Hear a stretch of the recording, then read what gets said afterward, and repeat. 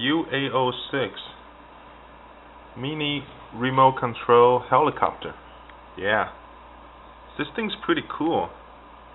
But before I go any further, before anybody make any judgment on how this thing is not professional, or just sound like stupid toy or something, I must remind you, this thing is $15 at local store, brand new. So yeah, it's pretty cool for the kind of price. Well, it actually comes with a pretty detailed instruction manual. Teach you how to take care of the battery, how to charge, show you how to control your helicopter, like in detail. There's a lot of typos and stuff though. Like for example here, local distribution, where there's like a space in between, stuff like that. This thing is made in China, so I think a Chinese company made. Here's the Chinese instruction manual.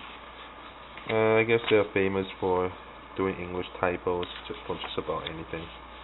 Yeah, that was pretty cool. It comes with like extra pieces for the blades. There's like a piece for the back. I can't find it right now, so oh well. Let me show you the boxes. The artwork in the back of the box is pretty decent. It's got a huge image of the helicopter. It looks real good.